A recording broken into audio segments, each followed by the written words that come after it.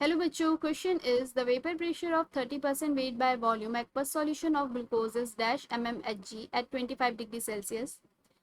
The density of 30% weight by volume aqueous solution of glucose is 1.2 gram per centimeter cube and vapor pressure of pure water is 24 mmHg. Molar mass glucose का आपको given है. Key concept लिख लेते हैं इस question के लिए.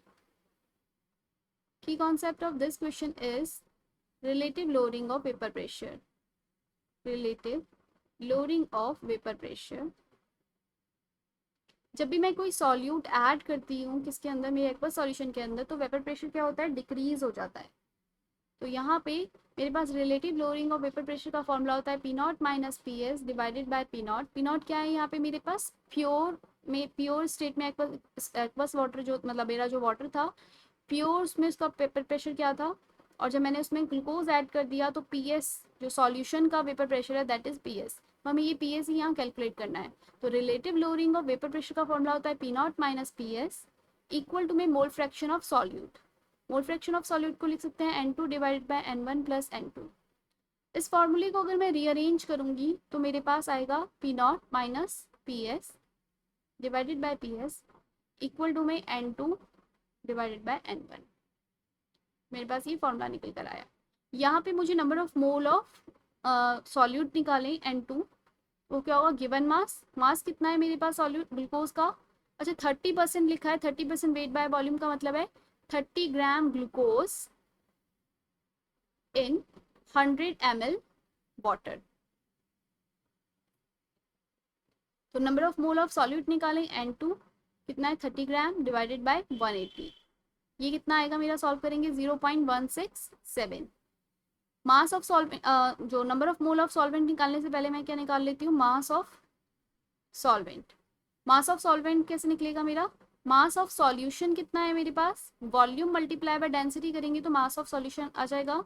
Volume कितना है 100 ml, डेंसिटी कितना है 1.2, इन दोनों को मल्टीप्लाई किया तो 120 ग्राम मेरे पास आ गया mass of solution. Mass of solution है मेरे पास, मास ऑफ सॉल्यूट मेरे पास है, तो क्या मैं यहाँ से मास ऑफ सॉल्वेंट निकाल सकती हूँ. Mass of solvent is equal to में 120 माइनस 30 इज इक्वल टू में 90 ग्राम मास ऑफ सॉल्वेंट आ गया. तो number of mole of solvent निकाल सकते हैं N1 इक्वल टू में कितना आ जाएगा 90 डिवाइडेड बाय 18 इक्वल टू में 5 मोल. ये 5 मोल मेरे पास क्या निकल कर आ गए हैं, यहाँ पे 5 मोल है मेरे पास mass of number of mole of solvent. Question में हमें पीएस की वैल्यू निकालनी है, फॉर्मूले में पुट करते हैं सारी वैल्यू.